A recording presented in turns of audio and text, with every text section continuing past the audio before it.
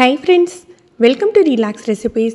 இன்னைக்கு நல்ல பூ போல இடியாப்பம் எப்படி பண்றது அப்படினு பார்க்கலாம். இது வந்து கடையில உள்ள ரெடிமேட் மாவு யூஸ் பண்ணி தான் உங்களுக்கு செஞ்சு காட்ட போறேன். யாருனாலும் செய்யிறதுக்கு ஈஸியா இருக்கும். நான் இன்னைக்கு 1.5 கப் அளவுக்கு மாவு எடுத்துர்க்கேன். கடையில உள்ள ரெடிமேட் இடியாப்பம் மாவு தான். இடியாப்பம் மாவு அப்படிங்கலையே நீங்க கையில இப்படி பாக்கையில லேசான ஒரு இது பரபரப்பு இருக்கும். கையில ஒட்டாது. அந்த மாதிரி இருக்கணும். நார்மல் அரிசி மாவுனா லேசா வறுத்து எடுத்துக்கோங்க. இதில் கொஞ்சமாக உப்பு சேர்த்து கிளறிக்கலாம். முதல்ல நீங்கள் பிகினராக இருந்தால் ஃபஸ்ட் டைம் இடியாப்பம் பண்ணுறதா இருந்தால் ஒரு 1/2 கப் மாவு வச்சு செஞ்சு பாருங்கள், ஈஸியாக இருக்கும். ஒரு 3/4 கப் அளவுக்கு நான் தண்ணி எடுத்துருக்கேன். நல்லா கொதித்த உடனே நம்ம அடுப்பை அணைச்சிக்கிடணும். அடுப்பை அணைச்சிட்டு அந்த கொதி மட்டும் அடங்கட்டும். கொதி அடங்கினாக்கில் நம்ம மாவில் சேர்த்து கிளறிக்கணும்.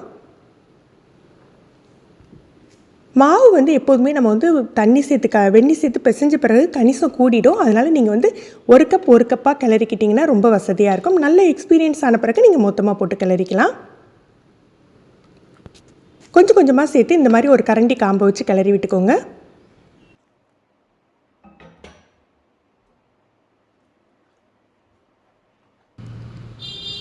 இதை நல்லா மிக்ஸ் பண்ணிவிட்டு நமக்கு ஒரு 5 நிமிஷம் அந்த கை பொறுக்கிற சூடு வர்ற வரைக்கும் மூடி வச்சிடலாம். ரொம்ப ஆற விட வேண்டாம்.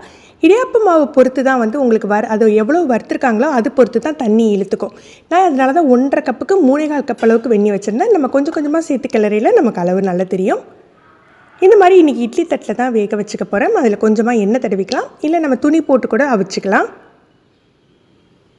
நான் இன்றைக்கி எடுத்துருக்க விளக்கு பார்த்திங்கன்னா, நான் இன்றைக்கி அலாய் உலக்கு வச்சு தான் இடியாப்பம் புளிய போகிறேன். இந்த மாதிரி விளக்கு நீங்கள் மர உலக்காக இருந்தால் இன்னுமே ஈஸியாக இருக்கும். இந்த மாதிரி பொடி கண்ணாக எடுத்திருக்கேன். இடியாப்பம் அச்சு பார்த்திங்கன்னா இந்த மாதிரி ரொம்ப பொடி கண்ணாக இருக்கையில் மாவு ரொம்ப சாஃப்டாக பிசைஞ்சிருக்கணுங்க.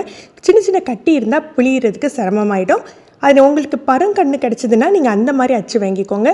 இல்லை இப்போ இடியாப்பம் புளியறதுக்கு அது சுற்றுற மாதிரி வந்திருக்கு இல்லையா, அந்த உலக்கு இருந்தால் இன்னுமே ஈஸியாக இருக்கும். நான் உங்களுக்கு அந்த உலக்கு வச்சு இன்னொரு வீடியோவில் பிழிஞ்சு காட்டுறேன். மாவை ரொம்ப ஆற விட்டுறக்கூடாது. நல்லா கை பொறுக்கிற சூடு வந்தாக்கில் அழுத்தி பிசைஞ்சுக்கணும். சின்ன சின்ன கட்டி இல்லாமல் பார்த்துக்கோங்க. ஏன்னா சின்ன சின்ன கட்டி தான் நமக்கு அந்த அச்சில் போய் அடைச்சிக்கும். உங்களுக்கு புளியறதுக்கு ரொம்ப டைட் ஆகிடும்.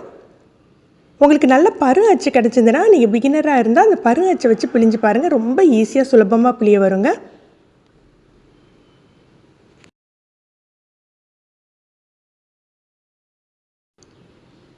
இடியாப்ப தட்டுலாம் நம்ம ஓலைத்தட்டெல்லாம் கிடைக்கிது. நீங்கள் பெரிய பெரிய இடியாப்பமாக புளியன்னா அதை கூட யூஸ் பண்ணிக்கலாம். உங்களுக்கு நல்ல புஷ்ஷுன்னு வேணும்னா நிறைய 2 லேயர் 3 லேயர் பிழிஞ்சுக்கோங்க. இல்லை நீங்கள் வந்து சாஃப்டாக சின்ன சின்னதாக வேணும் அப்படின்னா 2 லேயர் மட்டுமே பிழிஞ்சு எடுத்துக்கோங்க.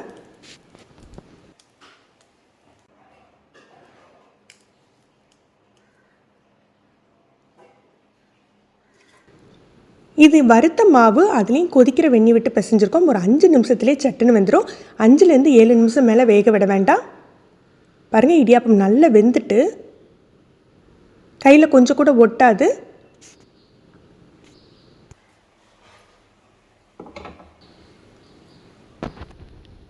எடுத்து வச்சுட்டு அப்படியே நம்ம ஒரு ஹாட் பாக்ஸ்லேயே பிளேட்லேயே எடுத்து வச்சிடலாம். பாருங்கள் எந்த அளவுக்கு மெத்துன்னு இருக்குது. ஃப்ரெண்ட்ஸ், நீங்களும் இந்த ரெசிபி ட்ரை பண்ணி பாருங்கள். நம்ம கடை மாவாக இருந்தால் கூட புளியறதுக்கு சுலபமாக இருக்குங்க. 2-3 விஷயம் மட்டும் ஃபாலோ பண்ணிக்கோங்க. அந்த அச்சு பார்த்துக்கோங்க. ரொம்ப பொடி அச்சாக இருந்தால் மாவில் ஒரு சின்ன கட்டி கூட இல்லாமல் பிசைஞ்சு அழுத்தி பிசைஞ்சு எடுத்துக்கோங்க. இந்த வீடியோ பிடிச்சிருந்ததுன்னா லைக் பண்ணி ஷேர் பண்ணுங்கள். நீங்கள் ஃபஸ்ட் டைம் நம்ம சேனல் பார்க்குறீங்கன்னா ரிலாக்ஸ் ரெசிபி சப்ஸ்கிரைப் பண்ணிக்கோங்க.